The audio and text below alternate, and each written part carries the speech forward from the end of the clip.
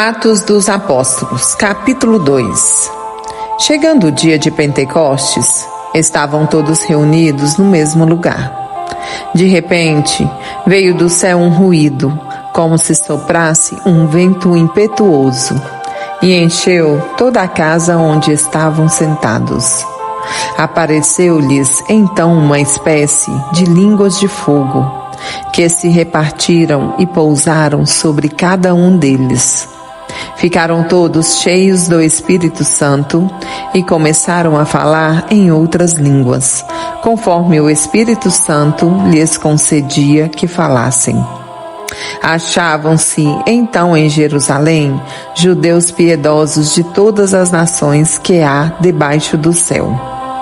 Ouvindo aquele ruído, reuniu-se muita gente e maravilhava-se de que cada um os ouvia falar na sua própria língua.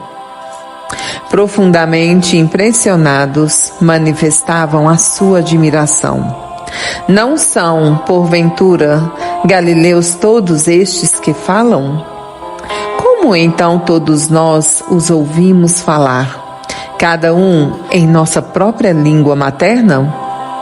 Partos, medos, elamitas, os que habitam a Mesopotâmia, a Judéia, a Capadócia, o Ponto, a Ásia, a Frígia, a Panfilha, o Egito e as províncias da Líbia, próximas a Cirene. Peregrinos romanos, judeus ou prosélitos, cretenses e árabes, ouvimo-los publicarem em nossas línguas as maravilhas de Deus. Estavam, pois, todos atônitos e, sem saber o que pensar, perguntavam uns aos outros: que significam estas coisas? Outros, porém, escarnecendo, diziam: estão todos embriagados de vinho doce. Pedro, então, pondo-se de pé em companhia dos 11, com voz forte lhes disse: homens da Judéia, e vós todos que habitais em Jerusalém, seja-vos isto conhecido, e prestai atenção às minhas palavras. Estes homens não estão embriagados, como vós pensais, visto não ser ainda a hora terceira do dia. Mas cumpre-se o que foi dito pelo profeta Joel. Acontecerá nos últimos dias, é Deus quem fala, que derramarei do meu espírito sobre todo ser vivo. Profetizarão os vossos filhos e as vossas filhas. Os vossos jovens terão visões e os vossos anciãos sonharão.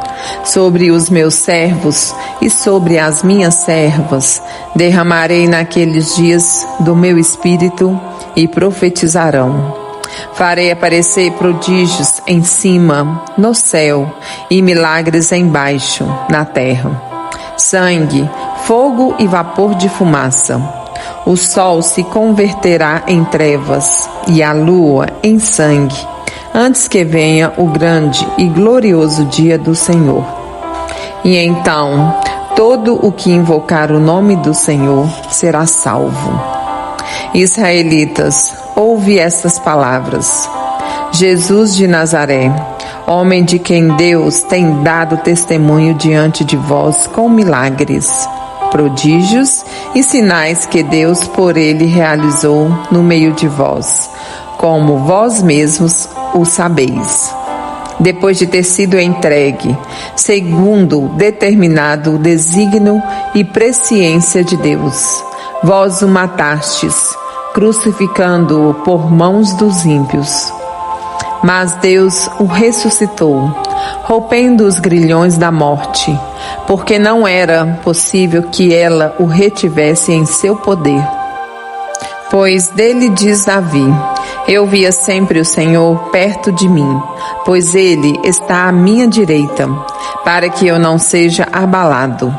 Alegrou-se por isso o meu coração, e a minha língua exultou. Sim, também a minha carne repousará na esperança, pois não deixarás a minha alma na região dos mortos, nem permitirás que o teu santo conheça a corrupção. Fizeste-me conhecer os caminhos da vida, e me encherás de alegria com a visão de tua face. Irmãos, seja permitido dizer-vos com franqueza: do patriarca Davi dizemos que morreu e foi sepultado, e o seu sepulcro está entre nós até o dia de hoje. Mas ele era profeta e sabia que Deus lhe havia jurado que um dos seus descendentes seria colocado no seu trono. É, portanto, a ressurreição de Cristo que ele previu e anunciou por estas palavras. Ele não foi abandonado na região dos mortos, e sua carne não conheceu a corrupção. A este Jesus, Deus o ressuscitou, do que todos nós somos testemunhas. Exaltado pela direita de Deus, havendo recebido do Pai o Espírito Santo prometido, derramou-o como vós vedes e ouvis. Pois Davi pessoalmente não subiu ao céu, todavia diz: o Senhor disse a meu Senhor: senta-te à minha direita, até que eu ponha os teus inimigos por escabelo dos teus pés. Que toda a casa de Israel saiba, portanto, com a maior certeza de que Jesus, que vós crucificastes, Deus o constituiu Senhor e Cristo. Ao ouvirem essas coisas, ficaram compungidos no íntimo do coração e indagaram de Pedro e dos demais apóstolos: que devemos fazer, irmãos? Pedro lhes respondeu: arrependei-vos e cada um de vós seja batizado em nome de Jesus Cristo para a remissão dos vossos pecados, e recebereis o dom do Espírito Santo, pois a promessa é para vós, para os vossos filhos e para todos os que ouvirem de longe o apelo do Senhor, nosso Deus. Ainda com muitas outras palavras exortava-os, dizendo: salvai-vos do meio dessa geração perversa. Os que receberam a palavra foram batizados, e naquele dia elevou-se a mais ou menos 3.000 o número de adeptos. Perseveraram eles na doutrina dos apóstolos, nas reuniões em comum, na fração do pão e nas orações. De todos eles se apoderou o temor, pois pelos apóstolos foram feitos também muitos prodígios e milagres em Jerusalém. E o temor estava em todos os corações. Todos os fiéis viviam unidos e tinham tudo em comum. Vendiam as suas propriedades e os seus bens, e dividiam-nos por todos, segundo a necessidade de cada um. Unidos de coração, frequentavam todos os dias o templo, partiam o pão nas casas e tomavam a comida com alegria e singeleza de coração, louvando a Deus e cativando a simpatia de todo o povo. E o Senhor cada dia lhes ajuntava outros que estavam a caminho da salvação.